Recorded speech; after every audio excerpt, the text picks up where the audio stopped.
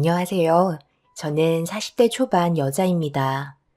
최근에 정말 말도 안 되는 일을 겪게 돼서 지금의 상황을 어떻게 받아들여야 할지 몰라 이렇게 사연을 신청하게 되었습니다.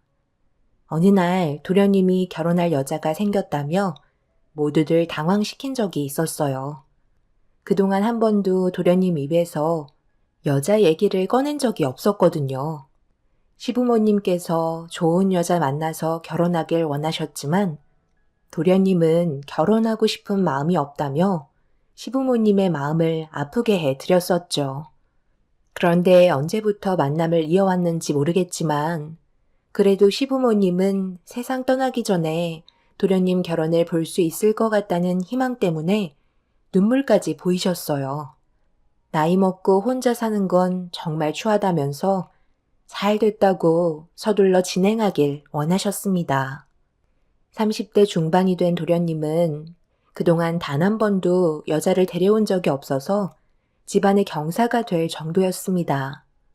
시모는 서둘러 일정을 잡길 원하셨고 돌아오는 주말에 시모의 부탁으로 아침 일찍 시댁으로 향하게 되었죠.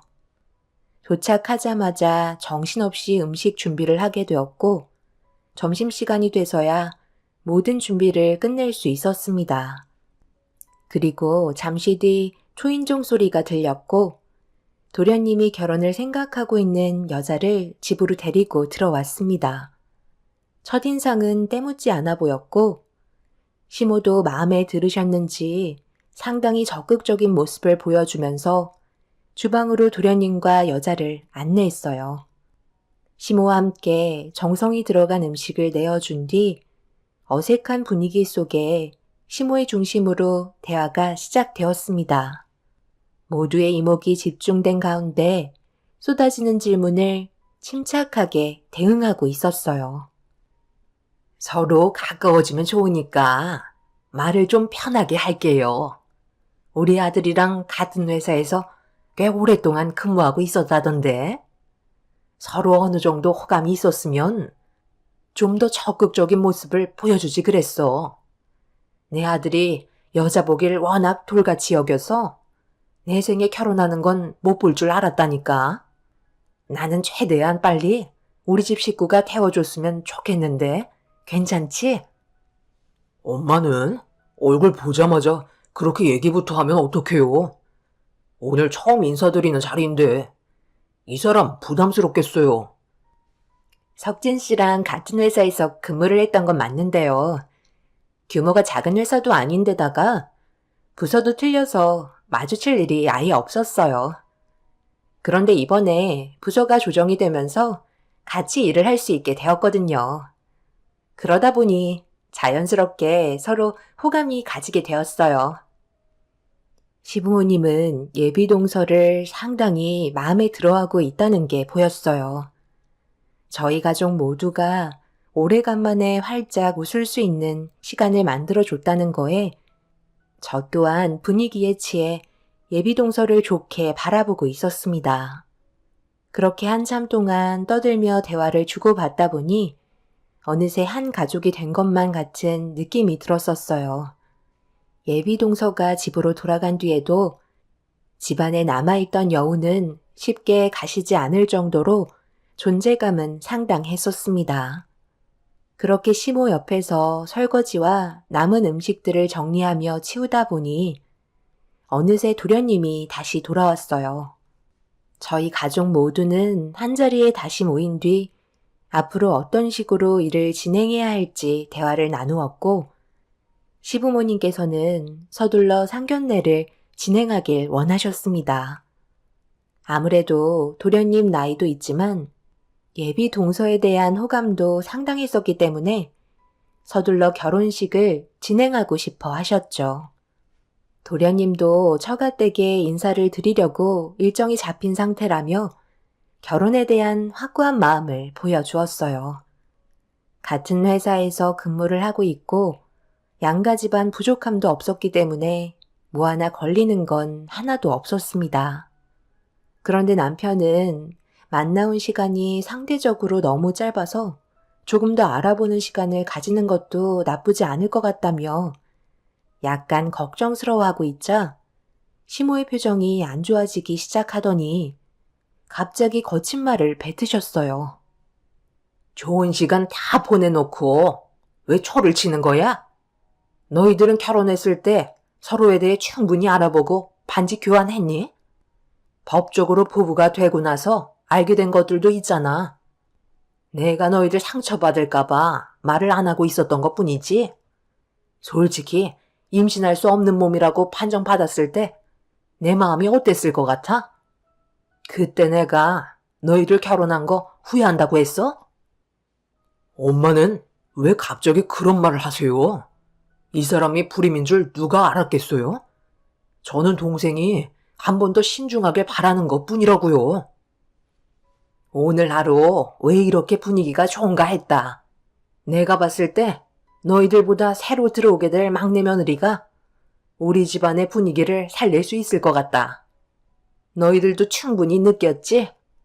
우리가 모두 모여 웃어본 게 언제인지도 모를 정도로 그동안 안 좋았던 거 다들 알고 있지? 임신이 안 돼서 애까지 입양한 것도 정신적인 고통이 심했었는데 최근에 강박증까지 생겨서 지금 정신과 치료받고 있다면서?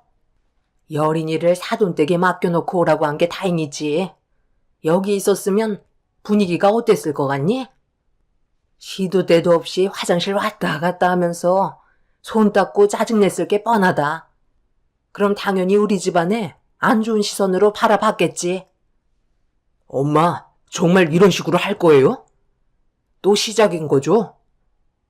입양은 저희가 충분히 고려해서 데려온 거고 입양아가 아닌 제 친딸이라고요. 더는 못 들어주겠네요. 저희 먼저 일어나 보도록 할게요. 제가 동생 보고 온 거지 엄마 얼굴 보러 온 줄 아세요? 갑자기 안 좋아진 분위기를 진정시키기에는 늦어버렸다는 걸 직감한 남편은 자리에서 저를 데리고 일어나 버렸어요. 지켜보고 계셨던 시부는 아침부터 도와주려고 온 애들한테 뭐 하는 거냐고 화를 내시면서 방으로 들어가셨어요. 결국 처음은 좋았지만 마무리는 안 좋게 끝나고 말았죠. 시모는 상견례 일정 잡히면 연락하겠다고 한마디 하신 뒤 등을 돌리셨습니다. 결국 저희 부부는 고생했다는 한마디 말도 듣지 못한 채 시댁에서 나오게 되었고 친정집에 들려 제 딸을 데리고 집으로 돌아오게 되었습니다. 남편과 결혼을 하고 아들 손자를 원했던 시모는 서둘러 주길 원하셨지만 임신이 계속해서 되지 않자 몸에 문제가 있을지도 모른다는 생각에 산부인과를 들려 검사를 받았는데 충격적이게도 불임이라는 진단을 받게 되었어요. 그리고 그때부터 시모는 저를 대하는 모든 것들이 달라졌고 더 이상 좋은 관계로 발전해 나갈 수 없었습니다. 이런 시간이 지속되면서 시댁과의 갈등은 점점 더 깊어졌지만 그래도 최선을 다해 며느리로서의 역할을 해왔었어요. 아이를 가질 수 없는 몸이 되다 보니 삶의 목적이 사라져 버린 것 같은 좌절감이 너무 크게 다가왔었어요. 이런 저를 걱정하고 있던 남편은 입양 얘기가 나오게 되었고 생각지도 못한 남편의 의견에 처음으로 입양에 관심을 가지게 되었습니다. 저희 부모님께서는 그래도 긍정적인 모습을 보여주셨지만 시모는 입양에 대해 부정적인 반응이셨어요. 다 키워놓으면 자기를 낳아준 부모를 찾아가게 된다며 격하게 반대를 하셨죠. 하지만 남편과 저는 이미 입양에 대해 관심을 가진 상태라 보육원을 찾아가게 되었어요. 그리고 그곳에서 태어난 지 얼마 되지 않은 신생아가 보살핌을 받고 있는 걸 보게 되었고 그 아이에게 마음이 끌려 입양을 결정하게 되었습니다. 이런 상황을 알게 된 시모는 집안이 떠나갈 정도로 난리를 쳤지만 이미 결정을 내린 상태라 시모도 현실을 받아들여야만 했었죠. 그렇게 제 딸과 함께 살아오면서 행복한 시간을 보냈고 좋은 일만 생기길 바랐었는데 어느 순간부터 딸이 이상 증세를 보이기 시작했어요. 처음 보이는 모습이라 괜찮아질 거라고 생각했지만 시간이 지날수록 딸의 행동은 날이 가면 갈수록 안 좋아지게 되었죠. 결국 병원을 찾게 되었고 의사는 제 딸에게 강박증이라는 진단을 내렸어요. 그날 하늘이 무너지는 게 무슨 느낌인지 알 수 있을 만큼 너무 큰 충격을 받았었어요. 시모는 입양한 것도 마음에 안 드는데 제 딸이 장애까지 가지게 되자 며느리 하나 잘못 들어와 집안을 무너뜨리고 있다며 저를 더 막대하셨어요. 서로는 안 좋은 감정 상태를 유지하고 있으면서 특별한 일 아니면 시댁에 찾아가지 않았습니다. 남편은 화가 머리끝까지 올라와서 그런지 웬만해선 시댁에 가지 않으려 했어요. 저도 그동안 상처를 많이 받아온 시간들이 마음의 문을 굳게 닫아버리고 말았죠. 이런 안 좋은 관계 속에 도련님이 결혼하고 싶은 여자가 생겼다는 소식을 듣게 된 거고, 저희는 도련님을 생각해 시댁에서 일손을 도우며 노력하는 모습을 보여줬는데, 돌아오는 거라곤 욕밖에 없어서 너무 마음이 안 좋았어요. 남편이 도련님의 결혼을 반대하는 것도 아니고 신중할 필요가 있다고 얘기한 것밖에 없는데 시모가 생각하고 있던 계획에 차질이 생길까봐 예민한 반응을 나타내셨습니다. 남편은 집에 돌아와서도 화를 가라앉히지 못했어요. 지금까지 부려먹고 고생했다는 말 한마디 못 들었는데 우리가 왜 상견례장에 가서 인원수를 채워야 돼? 나는 2번 다시 엄마 얼굴 볼 생각도 없고 찾아가지 않을 테니까 당신도 내 말에 그냥 따라줬으면 좋겠어. 우리는 어차피 좋은 소리도 못 듣는데 상견례에서 또 무슨 말을 하실지 어떻게 알아? 우리 없어도 어차피 알아서 잘 하실 거야. 엄마한테 전화 오면 절대 받지 마. 남편은 화가 단단히 난 상태로 불만을 터뜨리고 있었어요. 시모가 보인 행동을 봤을 때 저희가 마음에 들지 않았지만 그래도 아쉬운 김에 이용하려고 예비 동서 앞에서 가식적인 모습을 보여주고 있었고 저희는 어느 순간부터 시모의 성격을 잊어버린 채 착각을 하고 있었던 것 같았습니다. 그만큼 좋은 관계를 유지하고 싶은 마음이 있었지만 그건 저희만의 생각이었을 뿐 시모는 조금도 달라진 건 없었네요. 그렇게 1달 정도의 시간이 흘러갈 때쯤 갑자기 시모에게 연락이 왔어요. 이번 주 주말에 상견례 날짜 잡았으니까 늦지 말고 인원수 채우도록 해라. 얼마나 중요한 자리인지 알고 있지? 어머님, 그 전에 저한테 하실 말씀 없으세요?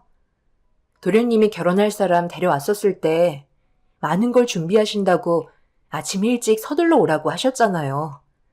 그날 하루 종일 정말 힘들었었는데 고생했다는 한마디 말보다 되려 저희한테 상처만 주셨잖아요. 그래서 뭐 어쩌라는 거야? 오지 않겠다는 거니? 네가 우리 집 며느리로 있는 한 당연히 해야 되는 건데 내가 그런 말까지 해주길 바란다는 게 더 웃긴 거 아니니? 지금까지 내가 받은 상처는 어떻게 보상해 줄 건데? 애를 가지지 못하는 것도 충격인데 그렇게 반대하던 입양까지 해놓고 나한테 좋은 말 듣겠다는 게 더 웃긴 거 아니니? 내 마음 풀리려면 아직도 10년은 더 걸릴 것 같다. 그 전까지 내가 시키는 거 토달지 말고 움직이도록 해. 상견례 날 늦지 말고 오거라. 내 막내 아들 인생이 걸린 문제라는 거 잊지 마. 시모는 할 말만 하시고 전화를 끊으셨어요. 이런 상황을 남편에게 알리자 바로 열을 내면서 상견례 날 가지 않겠다고 했지만 형으로서 동생이 걱정되는 건 어쩔 수 없었는지 결국 약속된 날짜에 상견례 장소로 움직이게 되었습니다. 늦지 않게 도착을 하니 시부모님께서 먼저 자리를 채우고 계셨어요.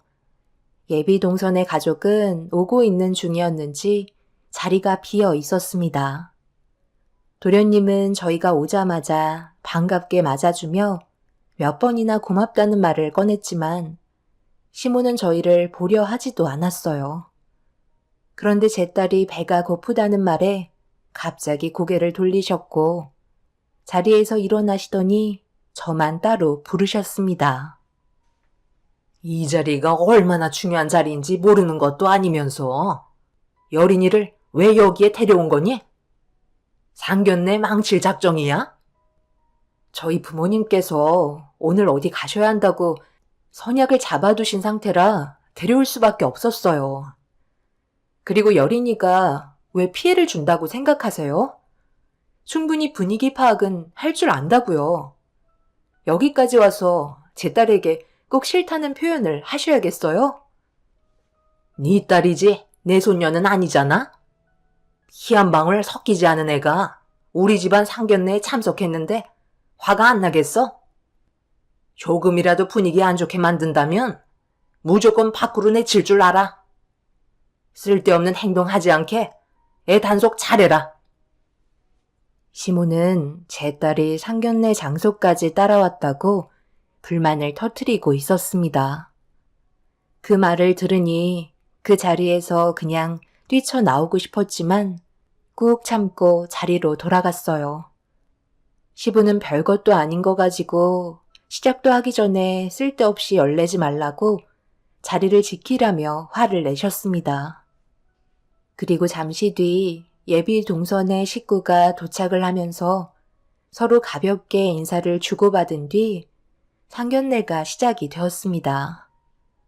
시모는 밝은 얼굴로 분위기를 조성하며 대화를 이어나가고 있었는데 제 딸이 화장실을 자주 왔다 갔다 하면서 손을 씻고 오자 시모가 저에게 눈치를 주며 자제시키길 원하고 있었습니다. 시모가 계속해서 불편한 시선을 보이자 동선의 가족도 점점 신경이 쓰였는지 제 딸에게 문제가 있는지 물어보시길래 어떤 상태인지 알려드린 다음 양해를 구했어요. 다행히 아무렇지도 않다는 듯 오히려 불편해하는 것보다 안쓰럽고 불쌍하게 봐주셨어요. 그런데 계속해서 강박증 증세를 보이며 상견례 흐름이 끊어지자 예비 동서가 그런 모습을 보고 불편하게 느끼고 있었는지 제 딸이 손을 씻으러 또다시 화장실을 가길래 저도 같이 따라가서 중요한 자리니 힘들어도 조금만 참자고 잘 타이르고 있는데 뒤따라온 예비 동서가 한 번뿐인 상견례 자리가 마음에 안 들었는지 저에게 불만을 털어놓기 시작했어요. 저기 형님, 여린이가 아무리 강박증이 있다고 해도 그래도 엄마인데 중요한 자리인 만큼 통제는 하셔야죠. 왜 이렇게 절절 매세요? 정말 기대 많이 하고 왔는데 대화도 끊기고 분위기도 좋아지려다가 또다시 어색해지니 저도 솔직히 너무 힘이 빠져요. 다들 긴장하고 예민한 상태인 만큼 신경 좀 써주셨으면 좋겠어요. 여린이가 형님 친딸은 맞는 거죠? 웬만해선 엄마가 말하면 들어야 하는 게 정상인데 한마디도 들으려 하지 않으니까 제가 봤을 때 친딸이 아닌 것 같아서요. 저도 이런 자리 때문에 힘든 건 마찬가지예요.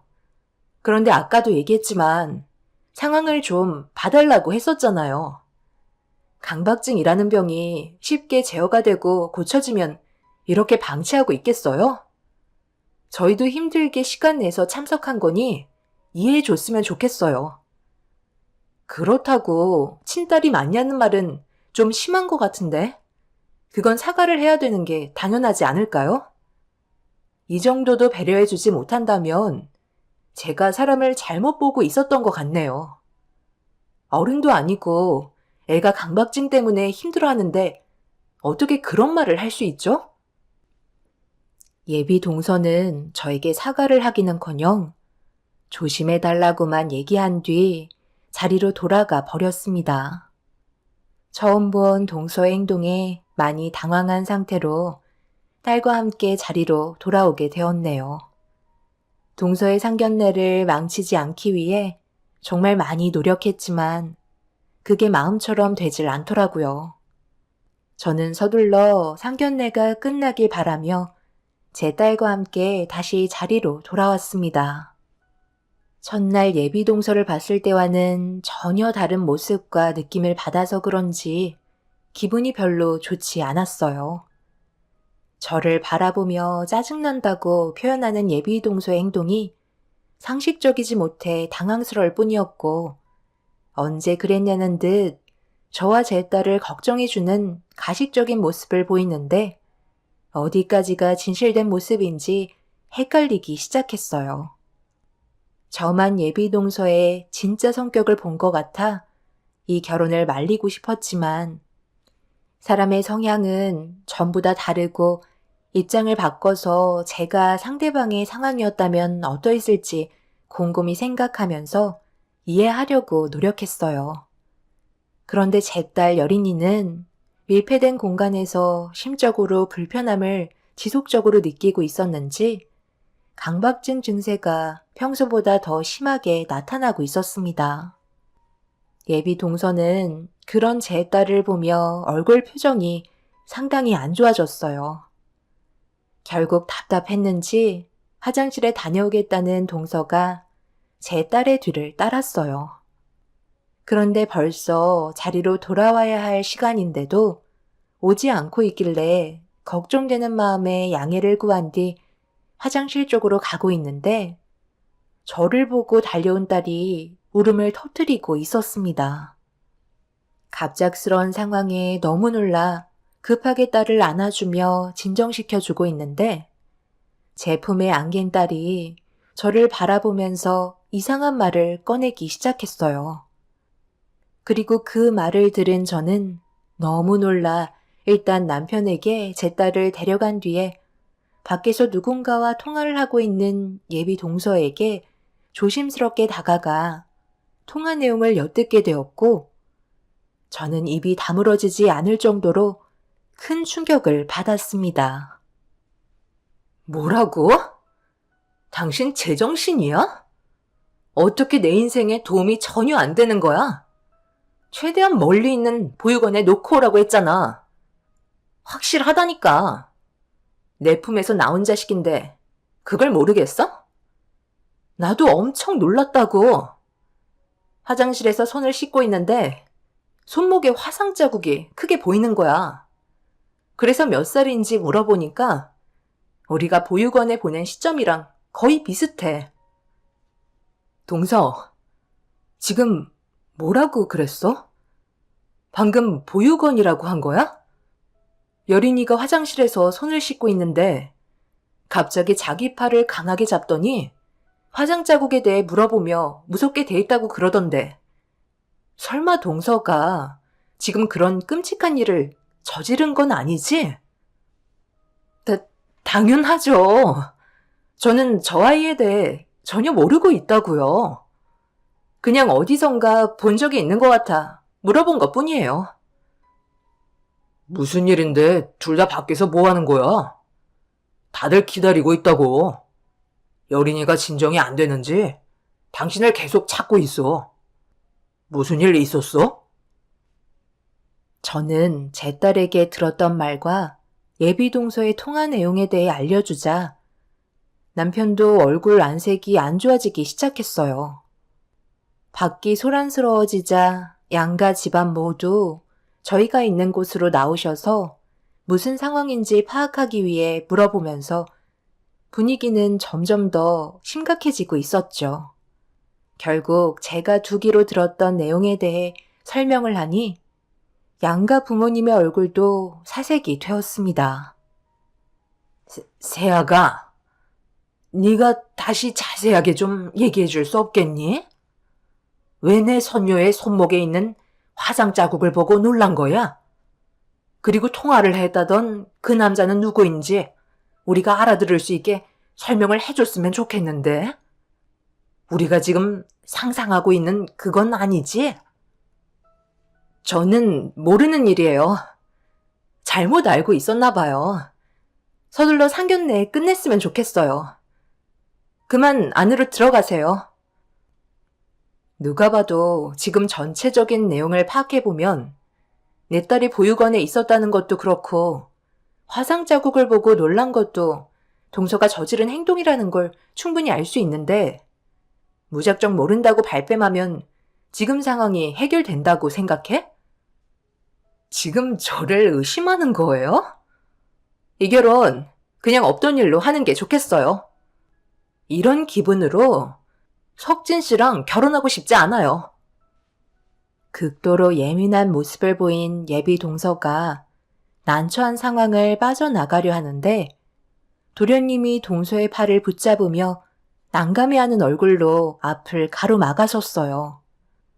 그러자 예비 동서 부모님들께서 도련님의 팔을 내려치며 동서를 보호했고 결혼은 없었던 일로 하자며 서둘러 상견례 장소에서 빠져나가려 하고 있었습니다. 저는 예비 동서 집안의 행동을 보고 결국 그 자리에서 주저앉고 말았어요. 누가 봐도 동서가 보인 행동은 보육원에서 데려온 제 딸의 친모라는 걸 알 수 있었습니다. 그런데 시모가 갑자기 큰 소리로 예비 동선의 가족들을 멈춰 세우더니 말도 안 되는 조건을 내세우며 충격적인 말을 꺼내셨고 남편과 저는 경악을 하고 말았습니다. 사돈, 저에게 방법이 있으니 지금의 상황을 피하려고만 하지 마세요. 어차피 모두가 알게 된 사실이고 여린이는 법적으로 내 아들의 딸로 되어 있기 때문에 아무런 상관이 없다고요. 보육원에 보낸 게 그때는 피치 못할 사정이 있어서 그랬겠죠. 지금 벌어진 상황 없었던 일로 생각하며 지내면 되는 거예요. 저는 새아가랑 내 아들의 결혼 적극적으로 밀어주고 싶습니다. 앞으로 잘하면 되는 거잖아요. 과거의 일은 묻어두고 살면 되는 거예요. 낳은 정보다 키운 정이 더 큰 거 사돈도 잘 아시잖아요. 어차피 여린이는 내 아들과 며느리가 알아서 잘 키울 테니 걱정하지 말고 둘의 관계에만 집중해 주자고요. 인생 별거 있어요? 어머님, 지금 그게 말이 된다고 생각해요? 여린이가 받을 상처는 아무것도 아니라는 거예요? 왜 이렇게 이기적이세요? 지금 이 상황은 어머님 혼자 결정할 문제가 아니라고요. 그리고 도련님의 생각은 다를 수 있잖아요. 저는 이 결혼 반대할게요. 형수님, 죄송해요. 저는 저 사람이랑 결혼해야겠어요. 저희 엄마 말처럼 방금 벌어진 일은 덮어두고 살면 되는 거잖아요.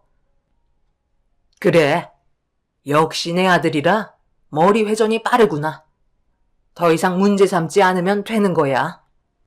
여린이는 어차피 큰애 자식이잖아. 둘은 새롭게 시작하는 거라고. 아무 문제 없으니까 둘의 결혼 진행하거라. 애는 시간 지나면 어차피 아무것도 몰라. 저는 더 이상 듣고 싶지 않아 제 딸과 남편을 데리고 상견례장에서 빠져나왔어요. 저희 가족이 더는 상처받고 싶지 않았습니다. 시모의 생각 없는 말들도 충격이었지만 도련님도 같은 의견을 보였다는 거에 너무 큰 실망을 하고 말았습니다. 남편은 그날 이후 시모와의 인연을 완전히 끊어내버린 상태이지만 문제는 제 딸이 이 사실을 전부 다 듣게 되면서 받은 정신적인 충격이 상당히 큰 상태입니다. 그리고 현재 시모와 도련님은 결혼을 강행하려 하지만 예비 동선의 가족은 조금의 죄책감이 있는지 보육원에 버린 내 딸과 또다시 마주치게 되는 상황이 생길까봐 결혼을 거부하고 있는 중이네요.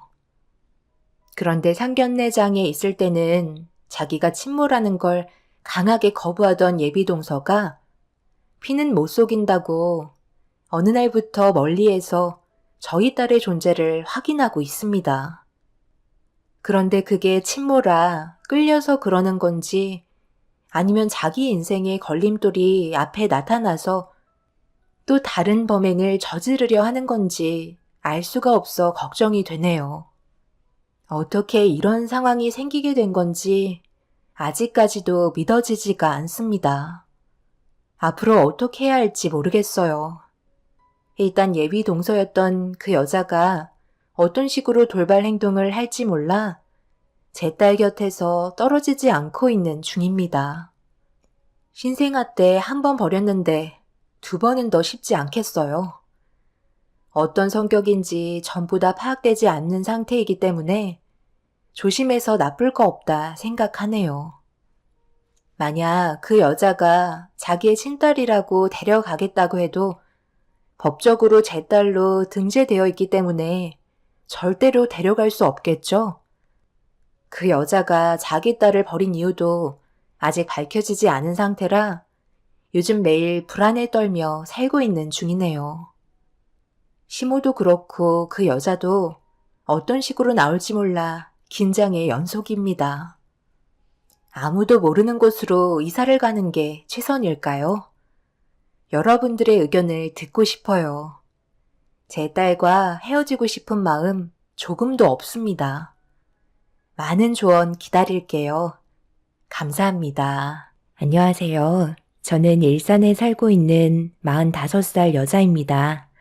제가 여기에 사연을 작성하게 된 이유는 동서가 한 번만 봐달라고 하도 애원하길래 이번에 어쩔 수 없이 얼굴을 보고 왔습니다. 상당히 초췌해진 얼굴로 반쪽이 되어서는 그동안 자신이 보였던 행동들에 대해 많은 후회를 하고 있었는데요. 그 모습을 보고 있으니 안타깝기도 했지만 이미 배는 떠난 상태라 저는 더 이상 할 말이 없었어요. 동서가 가족이 된 지 5년 정도의 시간이 흘렀고 그동안 정말 많은 변화가 있었습니다. 집안의 편이 갈렸다고 해야 할까요? 시부는 동서 내외를 아껴주셨고 시모는 저희 부부 편에 계셨었죠. 이렇게까지 된 이유는 전부 동서 때문이었어요. 중간에서 워낙 여우 같은 행동을 많이 하기도 했지만 또 다른 문제는 서로 간의 이간질로 분열을 만들고 있었습니다.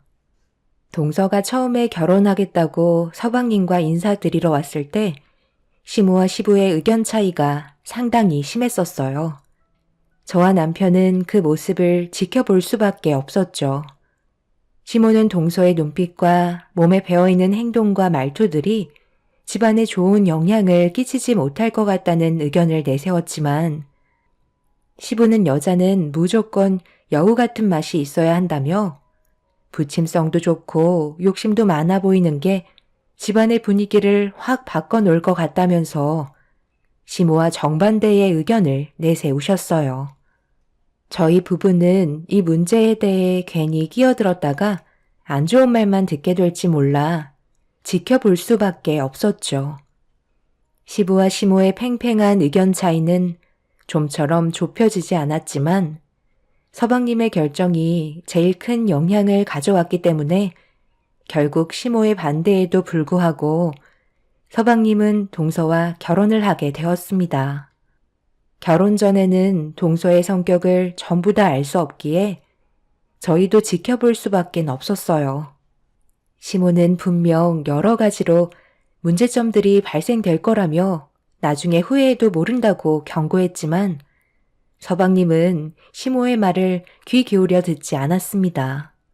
그리고 5년이 지나는 세월 동안 무수히 많은 일들이 있었고 서로가 받은 상처는 골마 터질 정도로 회복 불능 상태까지 오고 말았습니다.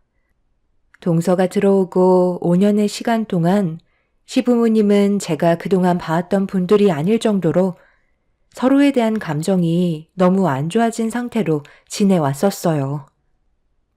다 죽어가는 양반이 입만 살아서는 아직까지도 정신을 못 차렸어? 언제까지 막내 며느리만 감싸고 돌 거야? 어떻게 된 게 당신은 멀쩡할 때나 지금이나 조금도 성격에 변화가 없어? 수발은 큰 며느리한테 다 들게 하면서 고맙다는 말 한마디 하지 않잖아. 끝까지 이런 식으로 나오면 편하게 눈 감을 수 있겠냐고. 며느리 사랑은 시아버지라는데 당신은 어떻게 된 게 막내 며느리만 죽어라 이뻐하고 큰 며느리는 찬밥 신세인데 똑같이 마음을 줘야 하는 거 아니냐고. 막내 며느리가 우리 식구가 된 지 5년 동안 한 게 뭐가 있어? 당신이 하도 감싸고 도니까 기만 살아서는 항상 당신 뒤에서 조종하고 있잖아. 이래서 내가 여우 같은 며느리를 두고 싶지 않다는 거야. 곰같이 푸근하면서 순박하고 둥글둥글한 성격을 가지고 있는 큰 며느리가 데리고 살기 훨씬 좋은 거라고. 여우 같은 막내 며느리는 어떻게 하면 빠져나갈지 잔머리만 굴리면서 위기가 올 것 같으면 당신 뒤에서 나오지 않는데 내 속이 그동안 얼마나 문드러졌는지 알아? 나랑 한평생 살아오는 동안 최근 5년이 제일 많이 싸운 거 당신도 모르는 거 아니지? 큰 며느리가 그깟 애교 좀 없으면 어때? 그건 당신 입장이지. 나는 다르다고 몇 번이나 얘기해? 며느리는 무조건 애교 많고 언제든 활력을 줄 수 있어야 한다고. 막내 며느리가 왔을 때는 내가 사는 맛이 나는데 큰 며느리는 그냥 일주일마다 집안 청소해주고 밥이나 차려주는 가정부로밖에 안 보여. 이러다 당신 정말 땅을 치고 후회하면 어쩌려고 그래? 그동안 함께했던 세월이 있으니까 그래도 불쌍해서 붙어있는 건데 이런 식으로 편가르면 당신 장례는 제대로 치러줄 것 같냐고. 어떻게 된 게 아픈 사람이 날이 가면 갈수록 입은 점점 더 살아나는 거야. 시부는 대장암 말기로 벌써 온몸에 전이가 퍼진 상태라 더 이상 손을 쓰기가 힘들 정도로 많이 안 좋으셨는데 남들이 봤을 때는 좀 말라 보일 뿐이지 전혀 아픈 사람처럼 보이지 않았습니다. 끝까지 기력이 남아 있으신 것도 정말 신기했었죠. 병원에서 더 이상의 치료는 힘들 것 같다며 처방해준 약을 받고 집에서 지내게 되었는데 도움이 필요한 시부는 모든 걸 당연시하게 생각하셨어요. 처음 대장암 사기 판정을 받으셨을 때는 이대로 세상을 떠날 수 없다며 온갖 치료를 다 해왔었지만 발버둥 칠수록 암세포는 도망가듯 다른 장기로 전이가 되고 있었습니다. 날이 가면 갈수록 현실을 받아들이셨고 시부는 어차피 세상을 떠날 거 막 나가시려고 작정이라도 하신 듯 더 심하게 난리를 치셨습니다.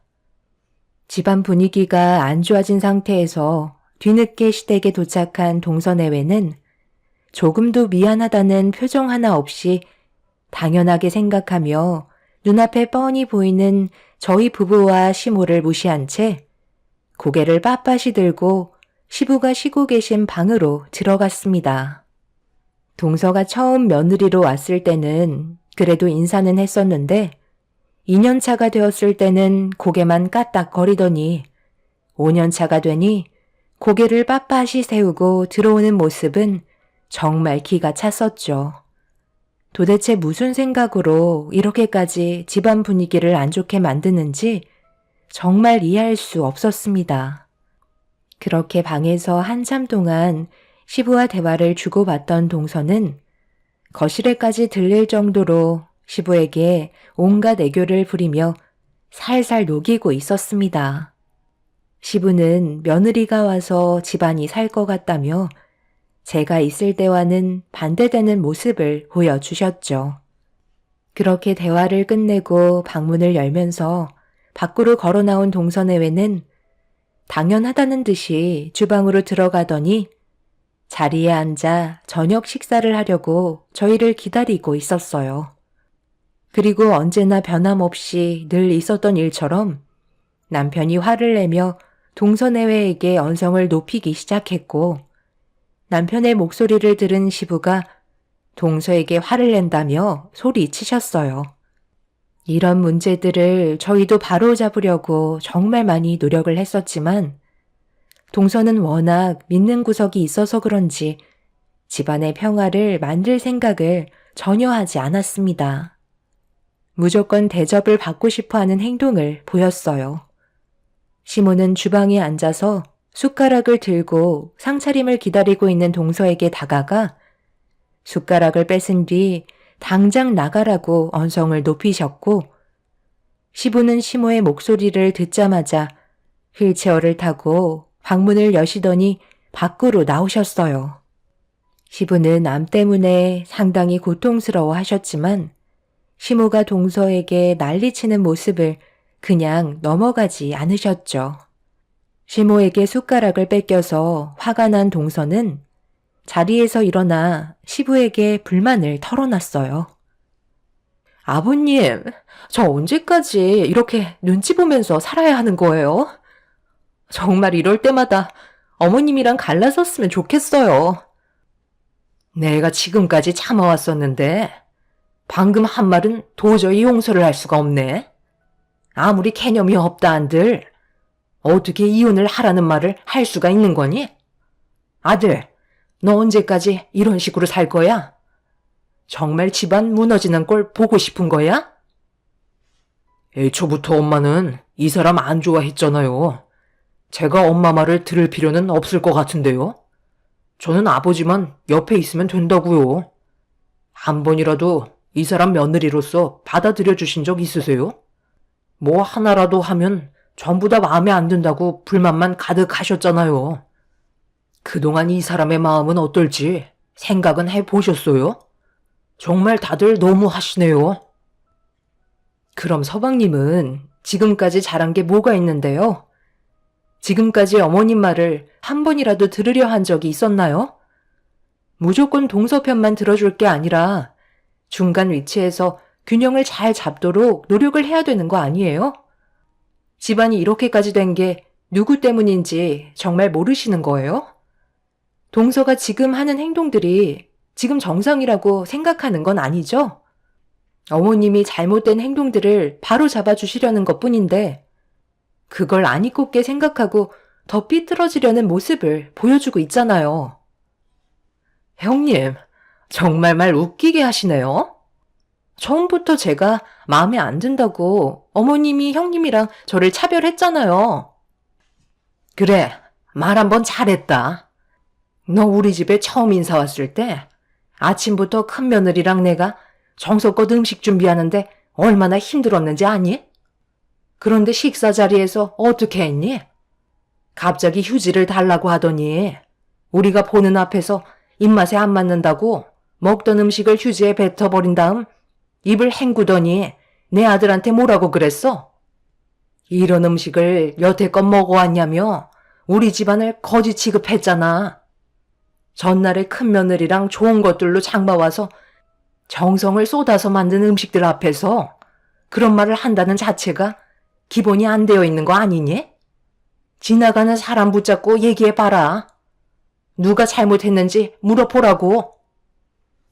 시모는 속으로 삭히고 있던 말을 꺼내게 되었지만 서방님이랑 시부는 입맛에 안 맞아서 그런 건데 억지로 먹을 수는 없지 않냐며 되려 동서편을 들어주고 있었네요.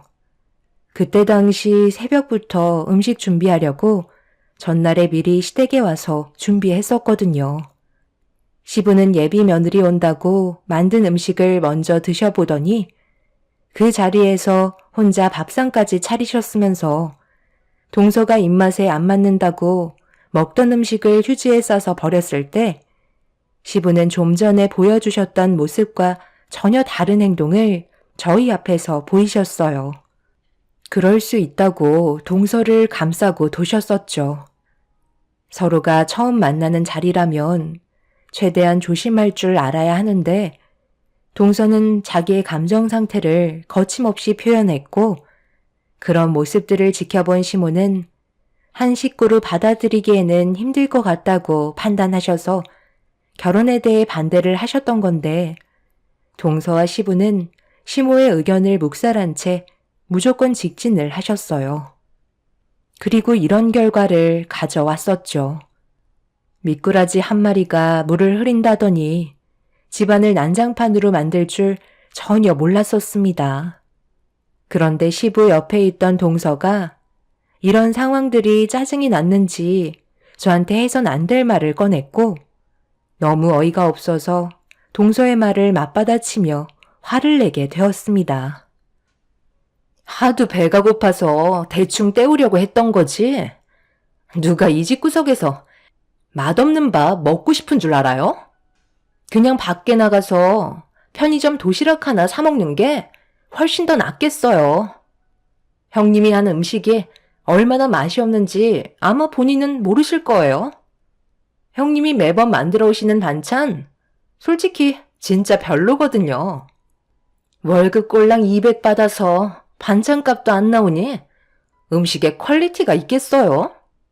소도 아니고 여물만 먹는 게 말이 되냐고요. 차라리 제 빌딩에 와서 바닥이나 좀 닦고 몇 푼 더 벌어서 그걸로 고기 반찬도 좀 올리고 좀 하세요. 화장실 청소까지 해주면 돈 좀 더 드릴게요. 형님은 어차피 자존심 같은 것도 없잖아요. 집에서 부업도 하신다고 들었는데 그런 거 할 바엔 제 밑에서 일하는 게 훨씬 더 낫지 않겠어요? 언제까지 이런 질 떨어진 음식들을 봐야 하는 건지 모르겠네요. 다 먹고 살자고 하는 짓인데 그렇게 아껴서 삶이 좀 나아지셨어요? 보자 하니까 동서, 말이 너무 심한 거 아니야? 내가 다른 건 다 참아도 우리 집안 낮잡아 보는 건 절대 못 참아.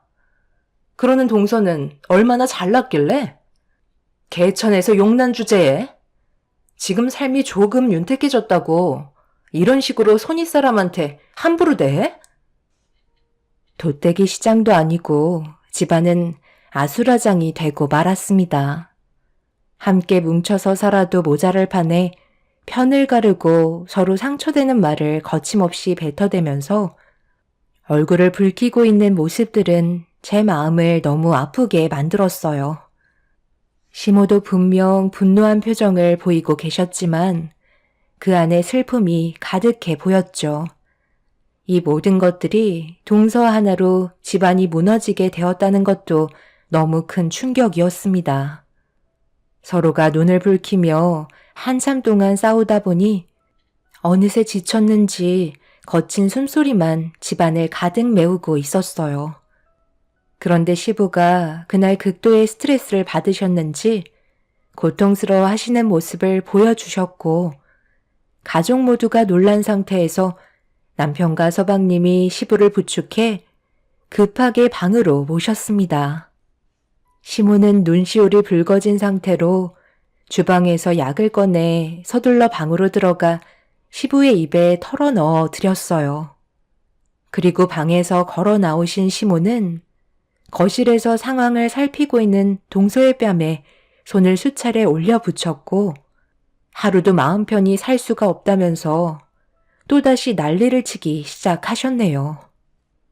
동서는 비명을 지르면서 시부를 불렀지만 많이 위중하신 상태라 더는 아무 말도 하지 못하고 계셨습니다.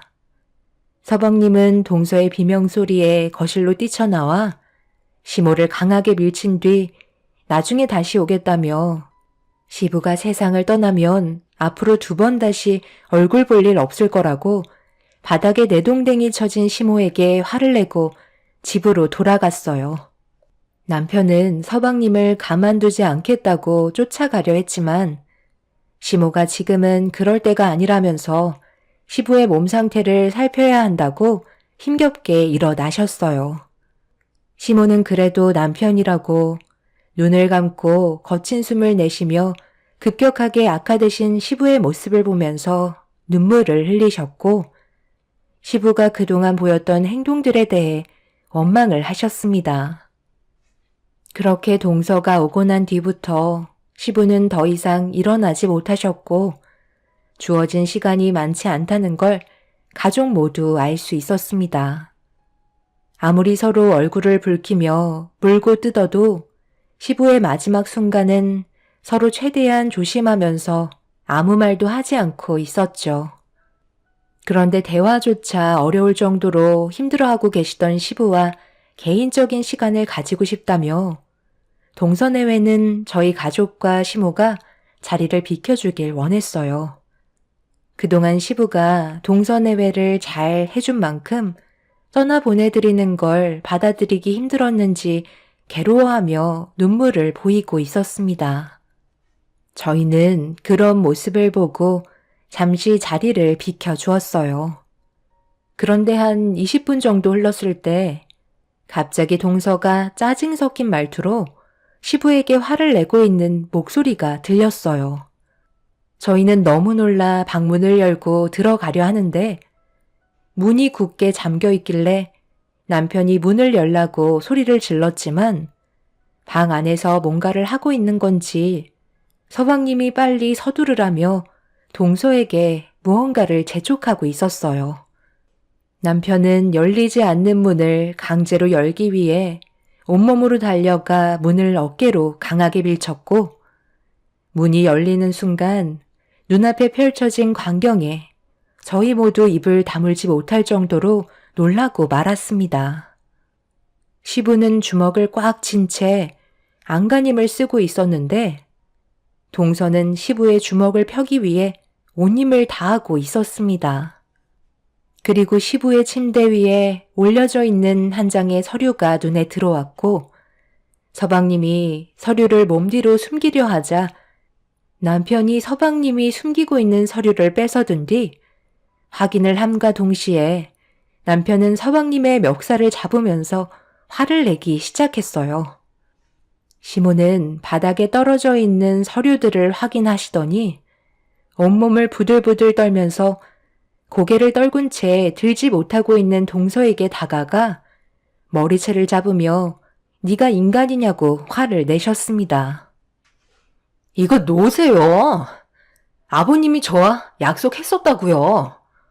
그런데 갑자기 눈을 감으시려고 하시면 저한테 주시겠다고 하신 건 전부 물거품이 되는 거잖아요. 그 서류 주세요. 그건 제 거라고요. 아버님, 정신 차리세요. 저한테 주기로 하셨잖아요. 오늘 이 시간부로 너는 내 아들이 아니고 너도 내 며느리가 아니다. 지금 어떤 상황인지 알면서 너희는 온통 시애비가 가지고 있는 재산들이 탐이 나서 이런 서류들을 준비하고 있었어? 이런다고 모든 게 너희들께 될 거라고 생각한 거야? 아버님이 주신다고 약속하셨거든요.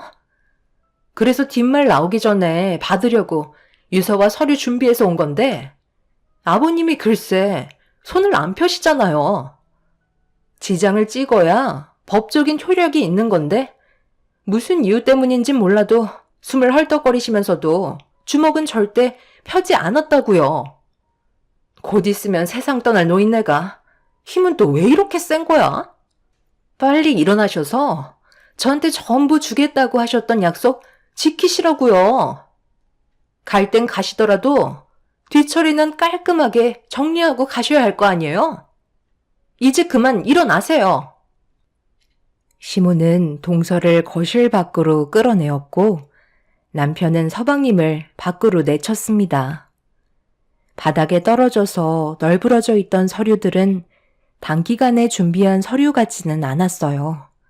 분명 시부의 건강이 온전했을 때 미리 준비를 해놓은 서류들이었습니다.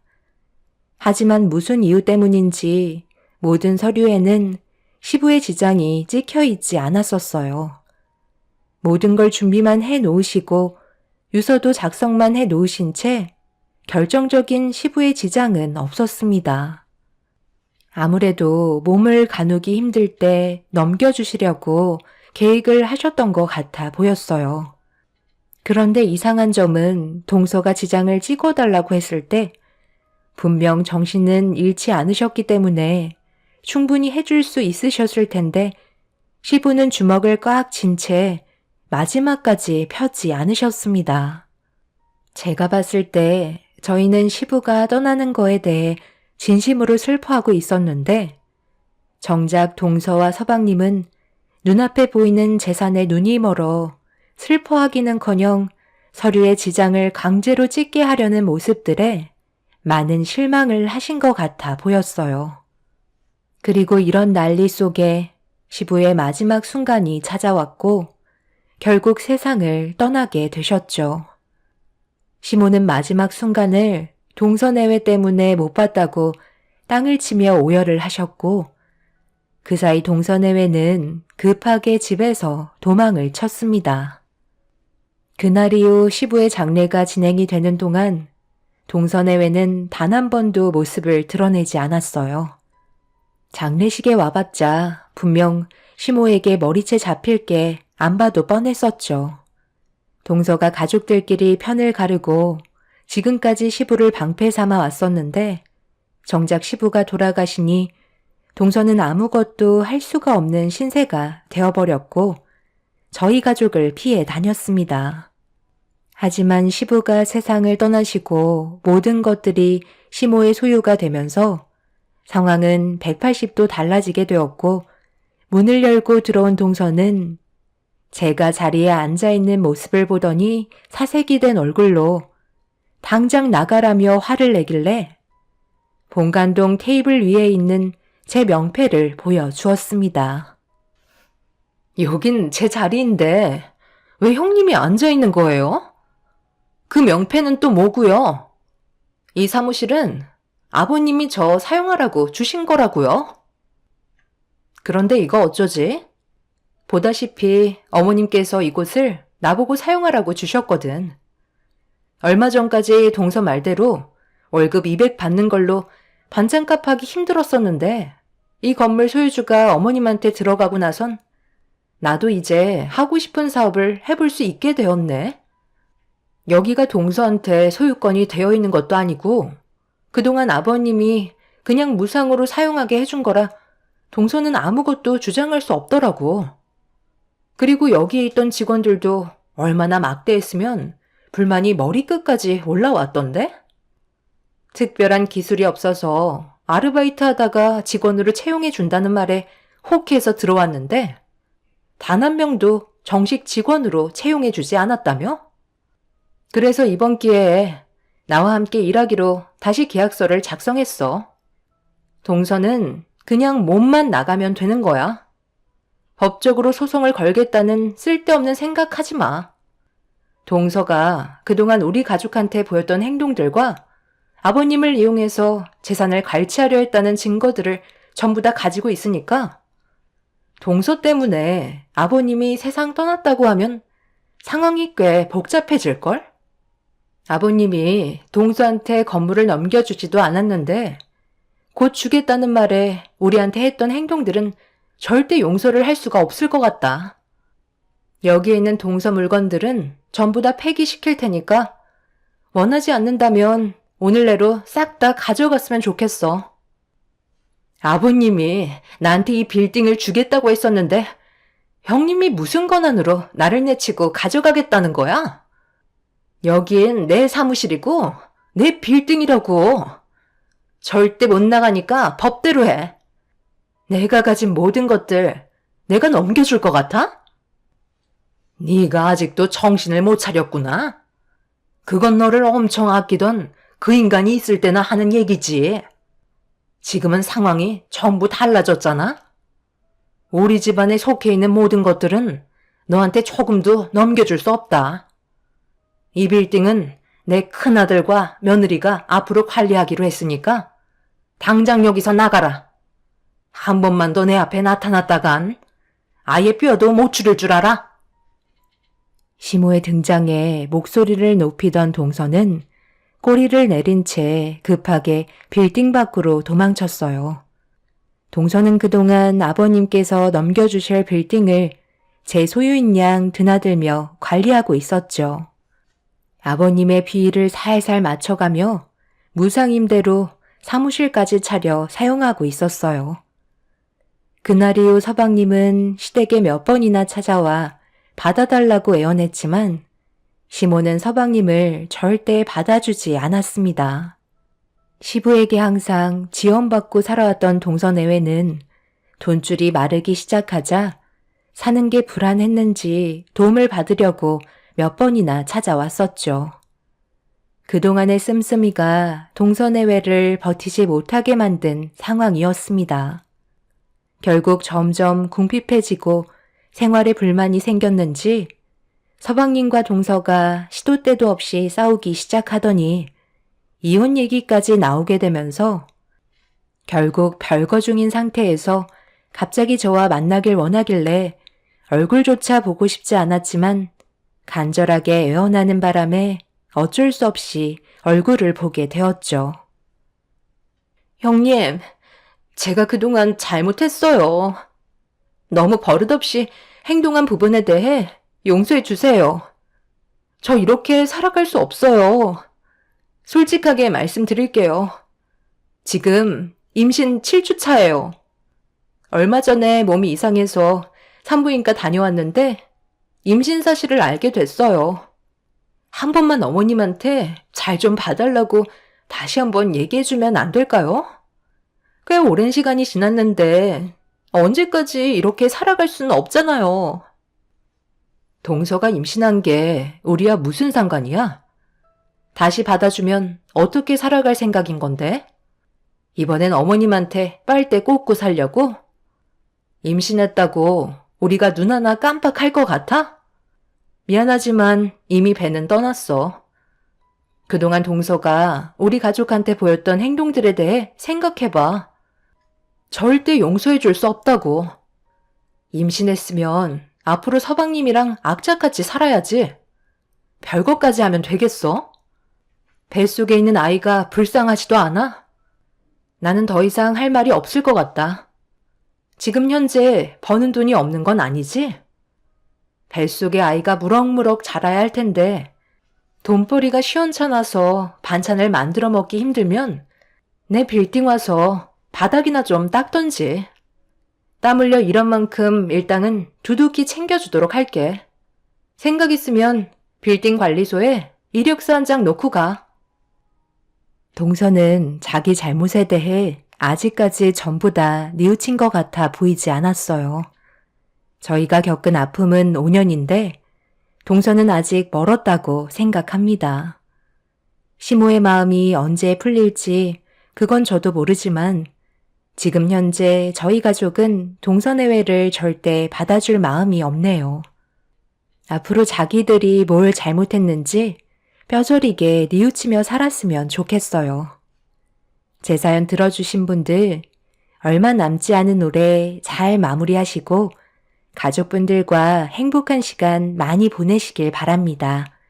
감사합니다. 안녕하세요. 저는 세상 밖으로 나온 지 한 달밖에 안 된 아들과 10살 된 딸을 키우고 있는 40대 초반 여자입니다. 지금 현재 한 사람이 나락으로 떨어질 수도 있고 구제해 줄 수도 있는 입장에 서 있는데요. 섣불리 결정할 수 없을 만큼 여러분들의 의견을 들어보고 싶어 이렇게 사연을 신청하게 되었습니다. 남편과는 어느 정도 대화가 끝난 상태이지만 그래도 한 번 더 신중하게 결정하는 게 좋을 것 같아 도움을 요청하게 되었어요. 남편과 결혼한 지 10년이 넘어가면서 저희 가족에는 항상 평화만 있었습니다. 동서가 시댁으로 들어오기 전까지는요. 지금 생각해봐도 동서의 행동들이 저는 이해가 되지 않았어요. 제 성격상 누군가에게 싫은 소리 못하고 여태까지 살면서 입 밖으로 욕 한 번 한 적 없을 정도로 어떠한 문제가 생기면 항상 타협을 보는 성격인데요. 반대로 동서는 욱하는 성격을 가지고 있어서 무언가 마음에 안 들거나 신경에 거슬리는 행동을 하면 일단 화부터 내는 바람에 몇 번이나 놀랄 정도로 동서의 성격은 문제가 있다고 생각했었어요. 남편은 이런 동서의 행동들 때문에 서방님을 따로 불러 문제점들을 바로 잡으려 했지만 그게 말처럼 쉽지 않았습니다. 결혼하기 전에는 전혀 몰랐던 성격이 나온 터라 서방님도 많이 당황해하는 것 같아 보였죠.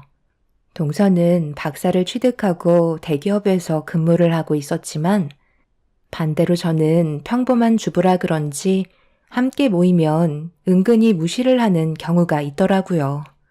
처음에는 대수롭지 않게 생각했었지만 동서의 행동들이 조금씩 거슬리기 시작했었죠.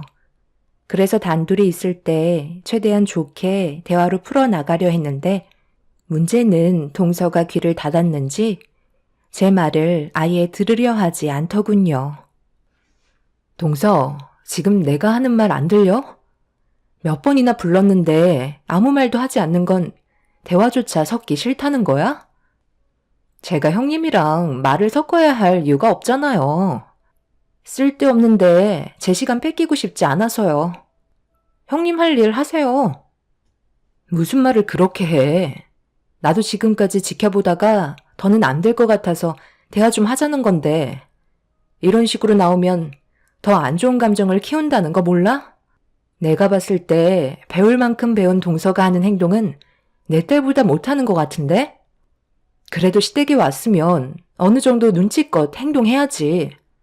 아까도 가족들 전부 정신없이 음식 준비하고 있을 때 동서는 뭐 했어? 소파에 앉아서 TV 보고 있었잖아. 시부모님도 움직이시는데 동서가 얼마나 잘나길래 손가락 까딱하지 않는 거야? 그게 그렇게 마음에 안 들었어요? 그런데 저는 원래 집에서도 안 했어요. 워낙 머리가 좋아서 그런 거 할 시간에 공부했었거든요. 좀 전에도 굳이 제가 나설 필요는 없었잖아요?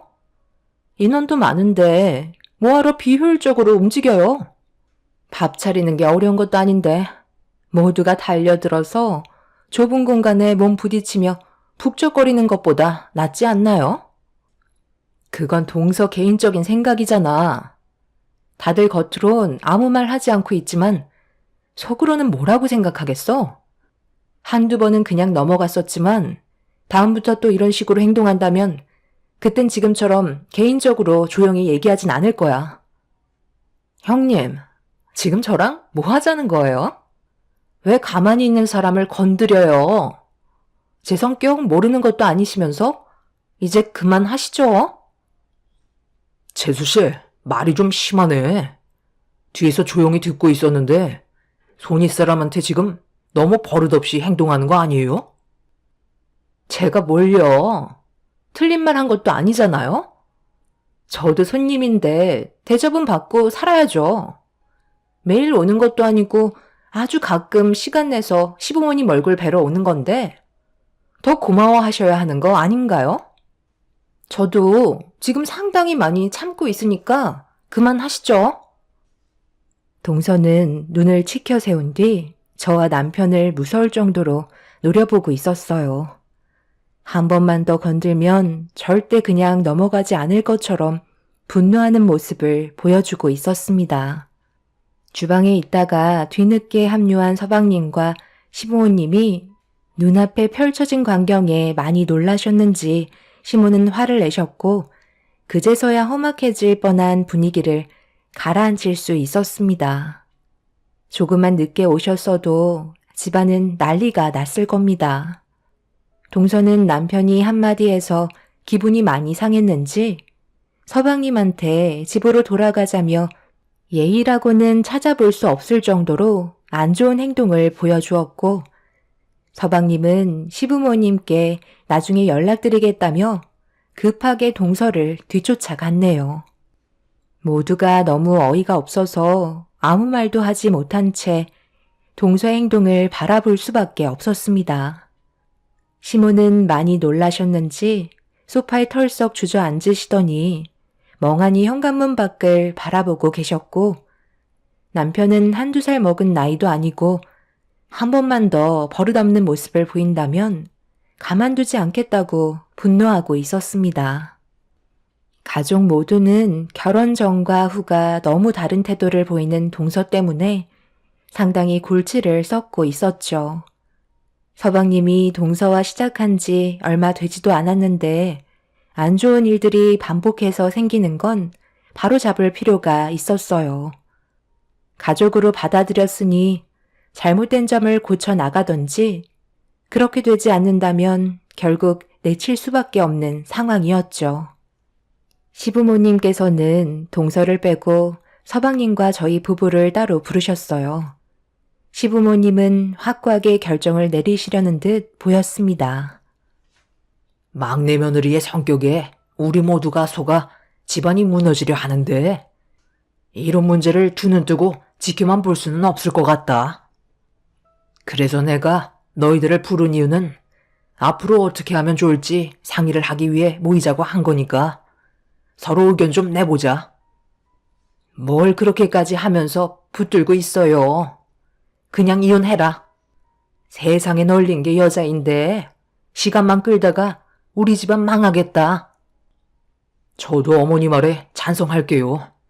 둘이 이제 막 시작했는데 벌써부터 이런 모습을 보이면 나중에는 저희 모두를 무시하고 잡아먹을 듯이 달려들 것 같은데요. 그래서 제가 처음에 뭐라고 그랬어요. 교수 집안이라고 해서 모든 게 좋을 수는 없다니까요.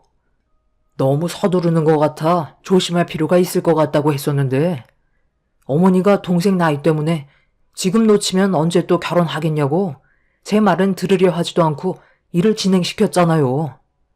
결과적으로 지금 어때요? 서로 한데 모여 이 일로 지금 심각하게 대화를 하고 있잖아요. 너는 앞으로 어떻게 할 생각인 거야? 집안의 가장은 너 아니야? 바로 잡을 수 있을 것 같으면 질질 끌려 다니지 말고 확실하게 행동해. 이혼을 생각하고 있는 거야? 아니면 앞으로 이런 일 없게끔 상황을 만들어 갈 거야? 가족이 모일 정도면 얼마나 심각한지 너도 잘 알고 있지? 나도 모르는 건 아닌데 그렇다고 냉정하게 말을 하기가 내 입장에서는 좀 곤란해서. 어찌됐든 우리도 부부인 건 맞잖아. 그래서 지금 말을 듣지 않겠다는 거니? 얼마나 심각한 상황인지 몰라서 그러는 거야? 엄마가 나서게 되면 어떻게 될지 몰라서 그런 말을 하는 거니? 지금까지 보여준 것들을 한번 봐봐라. 꼴의 교수라고 우리 가족 전부를 무시하지 않나? 어른을 가르치려 들면서 내 집에 와서 손가락 하나 까딱하지 않으려 하잖아. 실수는 바로잡을 수 있을 때 확실하게 해야 되는 거야. 모두가 동서에 대해 문제가 있다고 얘기하고 있었지만 시동생은 제대로 말을 못하고 있었습니다. 그래도 아내한테 어떻게 쓴소리를 하냐고 괴로운 모습을 보여주더니 결국 아무것도 해결되지 못한 채 시동생은 집으로 돌아가고 말았네요. 동서가 시댁 집안의 가족이 된 만큼 저희도 최대한 배려하며 이해해 주려 했었지만 그런 호의를 당연시하게 생각하는 동서를 더 이상 지켜볼 수가 없었습니다. 그래서 시동생이 돌아간 뒤 저희 부부는 시부모님과 많은 대화를 주고받았었죠. 그리고 이 문제들을 바로잡기 위해 돌아오는 주말에 동서를 시댁으로 부르려 했는데 생각지도 못한 일이 생기고 말았습니다. 며칠간 몸이 별로 좋지 않았는데 사람 느낌이라는 게 임신일 것 같은 생각이 스치더라고요. 약간의 몸살 기운처럼 미열도 있었고 울렁거림도 조금은 있는 것 같아 혹시나 하는 마음에 테스트를 해봤는데 계획에도 없었던 선물이 찾아오게 되었죠. 그렇게 되자 동서의 문제보다 제 뱃속에 있는 아이의 관심이 쏠리게 되면서 시부모님은 늦은 나이에 임신을 했다는 소식에 기뻐 날뛰시며 동서의 일은 아예 잊어버리셨어요. 우선적으로 제 몸부터 생각해야 된다며 저를 아껴주셨고 시부모님의 관심과 축복 속에서 동서는 최대한 신경 쓰지 않고 지내던 어느 날 시부모님 식사 초대로 시댁에 가는 일이 있었습니다. 그리고 모두가 한자리에 모여 식사를 하던 도중 동서의 한마디에 또다시 좋았던 분위기는 순식간에 가라앉고 말았죠. 두 분이 부부금실이 좋으신가 봐요? 계획에도 없던 아이가 생긴 거라면서요. 적지 않은 나이에 임신하면 장애를 가진 아이가 태어날 확률도 높다고 하던데 아이 생각은 전혀 안 하신 거네요? 그리고 이제 좀 숨 좀 돌리실만 하실 텐데 또다시 육아를 해야 되는 거예요? 생각만 해도 정말 끔찍할 것 같아요. 또다시 출산의 고통부터 시작해서 시도 때도 없이 울어대는 아이 때문에 밤잠 설쳐가며 살아야 되잖아요. 형님 인생은 애만 키우시다가 좋은 시간 다 보내시겠어요. 저는 어차피 아이 계획이 없거든요.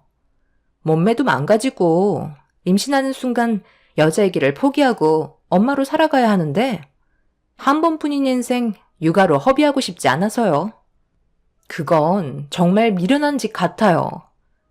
그렇다고 형님 보고 콕 집어서 얘기한 거 아니니까 기분 나빠하지 마시고요. 그냥 제 입장에서 얘기해드린 것 뿐이에요. 모든 걸 포기할 수밖에 없다는 게 안타까워서 하는 얘기예요. 너 지금 그게 무슨 말버릇이야? 축하한다는 말 한마디 해주지 못할 거면 입을 다물고라도 있던지. 내가 두 눈 시퍼렇게 뜨고 있는데 말하는 꼬락서니가 아주 못돼 처먹었네. 장애를 가질 확률이 높다고? 그러길 바란다는 거니? 그리고 애를 가지지 않겠다는 건 또 무슨 말이야? 나한테는 그런 말 한 번도 한 적 없었잖아. 아들, 너는 막내 며느리가 아이를 가지지 않겠다는 거 알고 있었니? 말을 못하는 걸로 봐선 서로 벌써 대화가 끝났나 보구나. 나한테는 한마디 상의도 없이 너희들끼리 모든 걸 결정하고 살 거면 두 번 다시 내 앞에 나타나지 마라. 어떻게 하나부터 열까지 마음에 드는 게 하나도 없는 거야?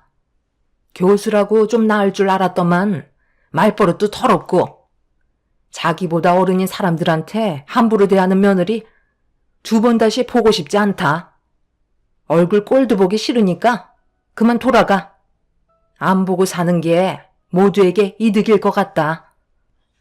어머님, 저 서운하게 무슨 말을 그렇게 하세요? 저는 뭐 말도 못해요. 그냥 여러 가지 통계상 봤을 때 늦은 나이에 아이를 가지는 건 위험 부담이 그만큼 크다는 걸 말씀드린 것뿐이라고요. 그게 잘못된 건 아니잖아요. 그리고 아이 가지는 건 어머님이 관여하실 문제가 아니죠. 제 인생 대신 살아주실 것도 아니면서 아이 낳았다가 나중에 이 사람이랑 이혼하면 그땐 어머님이 책임지실 거예요?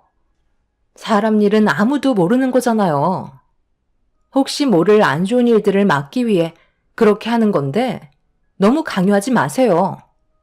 저도 막내 며느리로서 최대한 열심히 하고 있는 중이라고요.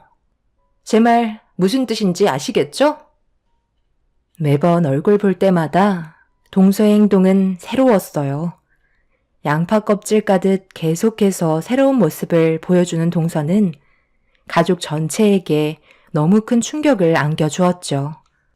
살면서 이런 사람을 만나본 적도 없었지만 너무 당당한 모습들이 나중에는 저희가 잘못된 건지 헷갈릴 정도로 동서는 상식에서 많이 벗어난 모습을 보여주고 있었네요.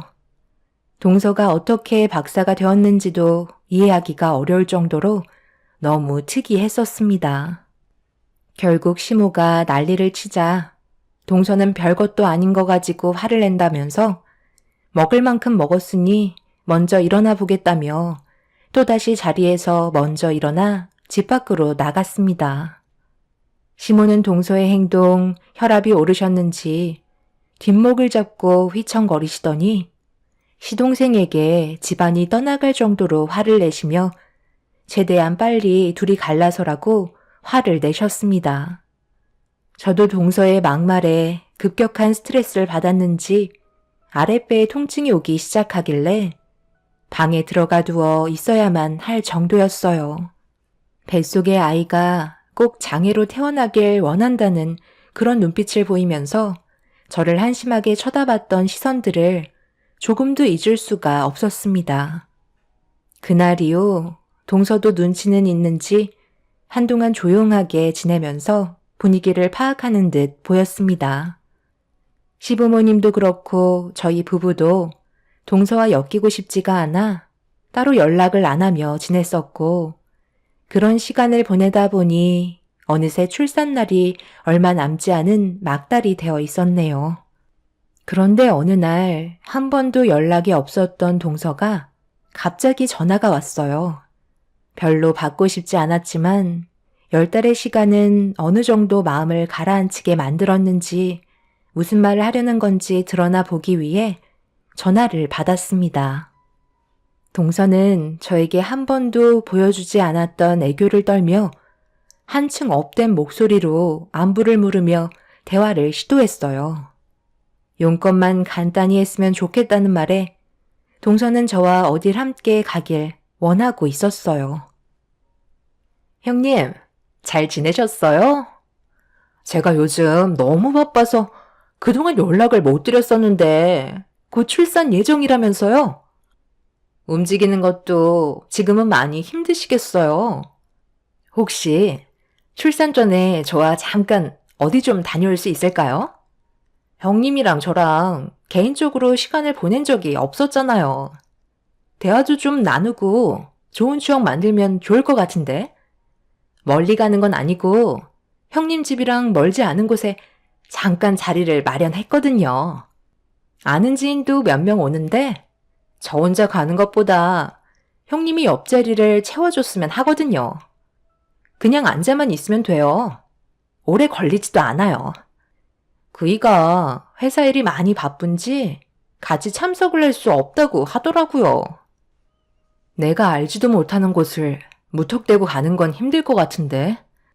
나도 이제 곧 출산 예정이라 무리하게 움직이는 것도 걱정이 돼서 지금 아무것도 하지 않고 있어. 오래간만에 전화해서 부탁하는 건데 들어주지 못하겠네. 다른 사람을 알아보는 게 좋겠어. 저는 형님이 꼭 필요하다니까요.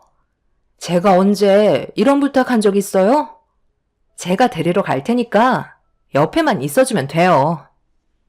동서는 제대로 설명을 해주진 않았지만 어느 한 모임에 참석을 하게 됐는데 그 자리를 저도 함께 해주길 원하고 있었어요. 다른 사람들도 가족들을 동반해서 온다며 시부모님께서 같이 가시기에는 자기를 워낙 안 좋아하는 걸 알기 때문에 저에게 도움을 요청했던 거였죠. 하도 간절하게 부탁을 하길래 앉아서 자리만 채워주면 된다고 하길래 제가 동서에게 잘하면 동서도 가족들에게 잘할 것 같아 부탁을 들어주기로 결정하게 되었어요. 그렇게 약속을 잡은 뒤 남편에게 동서와 나눴던 대화 내용을 알려줬어요. 당연히 가는 걸 처음엔 반대했지만 저처럼 가족이라는 이유 하나 때문에 더는 아무 말 하지 않았습니다.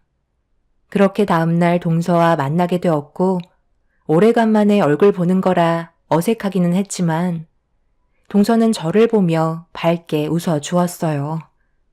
가는 동안 입을 멈추지 않아서 그런지 저도 어느 정도는 긴장이 풀리게 되었죠. 막달이라서 불안한 마음에 혹시 모를 일을 대비해 도착한 곳의 위치를 사진을 찍어 남편에게 문자를 전송했어요.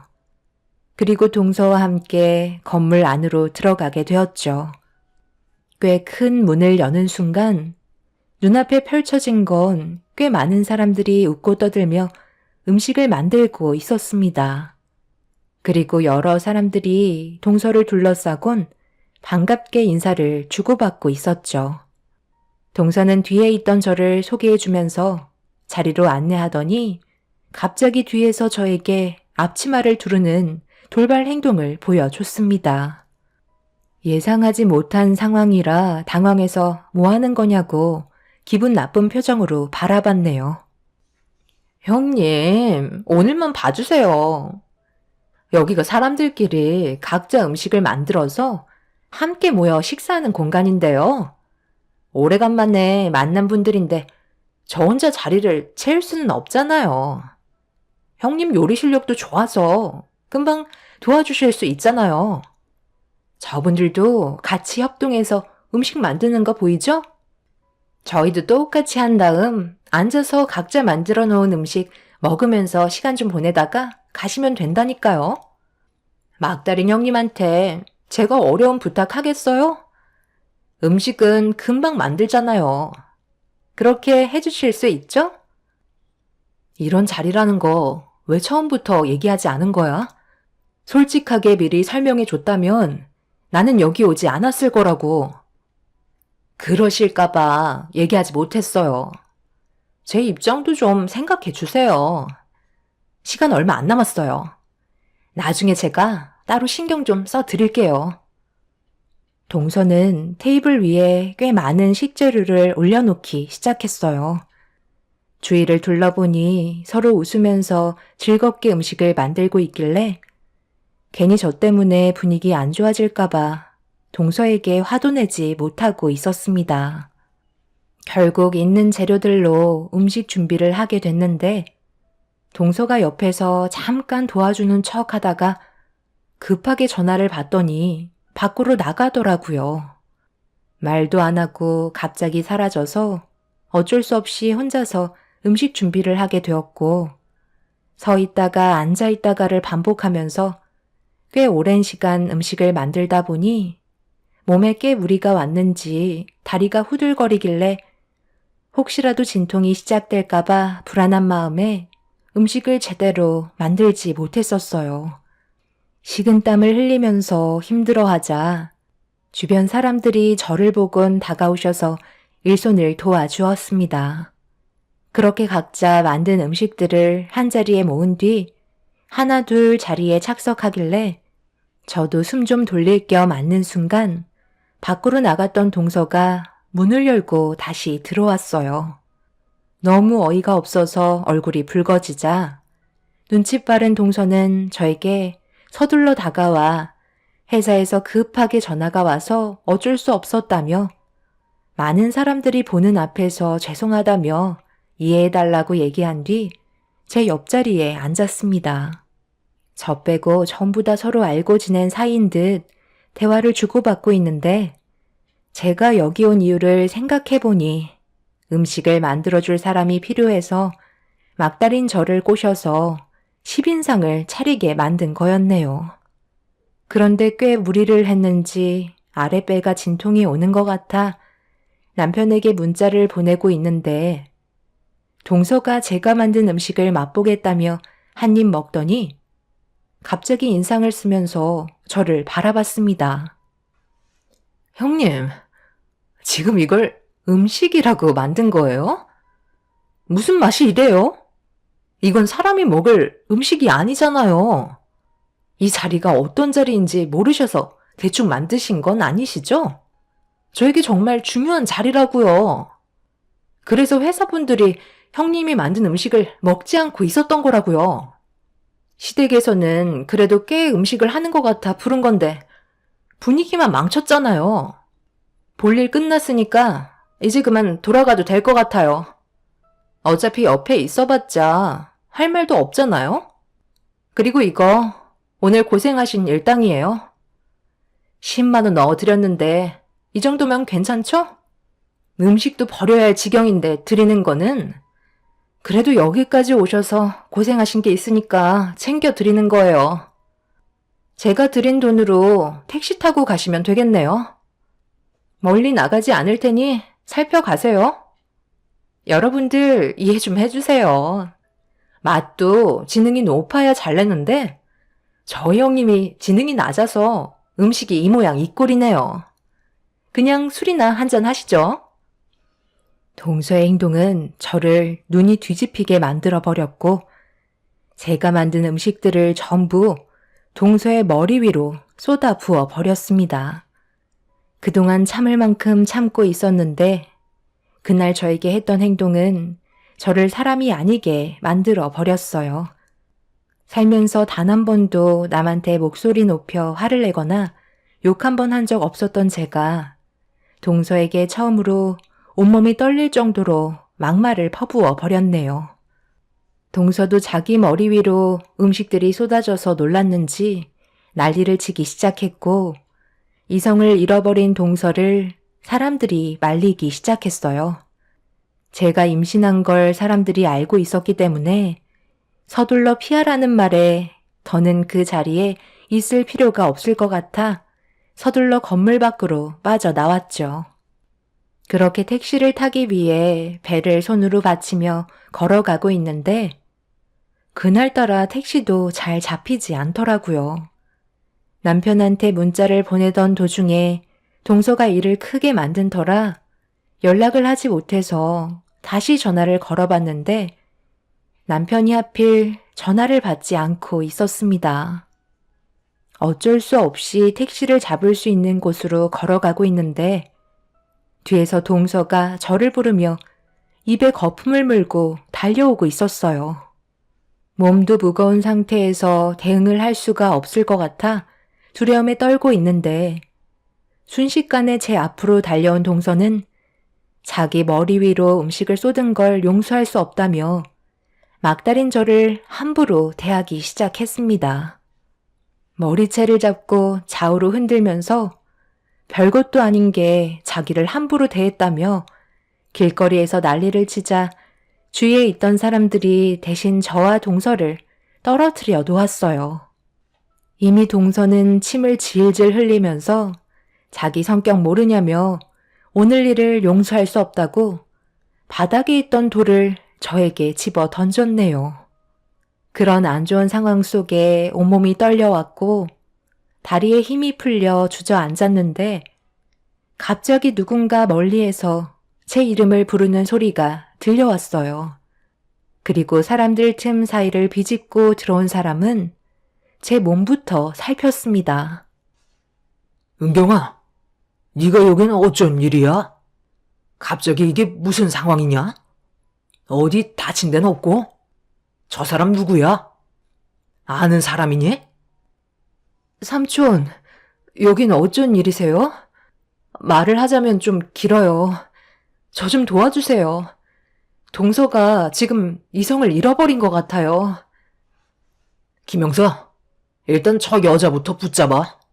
무슨 상황인지는 정확하게 모르겠지만 내가 멀리에서부터 봤던 행동을 보면 그쪽은 형법상 특수폭행죄로 임산부인 내 조카한테 위험한 물건으로 상해를 가했고 배 속에 있는 아기를 잃을 수도 있는 중범죄에 속하기 때문에 지금 이 시간 이후로 법적인 조사를 받게 될 겁니다. 아시겠어요? 은경아, 일단 병원부터 가도록 하자. 제가 결혼할 때 얼굴 한번 보고 그 이후로 아빠와 사이가 안 좋아지면서 한동안 연락이 끊겼었는데 삼촌은 정부 종합청사에서 법무부의 법조인으로 근무를 하고 계셨었죠. 정말 다행히도 제가 위험에 처했을 때 발견하셔서 더 큰 상황을 막을 수 있었던 거에 감사할 뿐이었습니다. 동서의 행동은 법적으로 상당히 심각한 문제였어요. 저와 아이의 생명에 지장을 줄 수 있을 만큼 잘못된 행동을 저질렀기 때문에 5년 이하의 징역을 처벌받거나 1,000만 원 이하의 벌금에 처하게 되는 상황이었죠. 막달인 임산부에게 돌을 던지고 머리채를 잡아 바닥에 패대기 쳤다는 건 절대로 용서해 줄 수 없는 일이었습니다. 남편도 이런 소식을 듣고 병원에서 안정을 취하고 있는 저에게 찾아와 몸부터 살폈고 집안 전체가 난리가 나고 말았네요. 그날 이후 다행히 건강한 아들을 출산할 수 있었지만 모두가 기뻐할 수는 없었어요. 동서의 처벌을 기다리고 있었기 때문이었죠. 시부모님도 그렇고 저희 집안도 동서에 대해 용서해주고 싶은 마음이 없었는데 문제는 동서의 집안에서 한 번만 용서해달라며 합의를 구하고 있는 상태입니다. 동서는 지금 현재 징역을 받던지 합의를 하던지 둘 중 하나를 받게 될 텐데 남편은 무조건 징역을 보내야 한다고 절대 용서할 수 없다며 난리를 치고 있는 상황이네요. 저희 부모님도 마찬가지고요.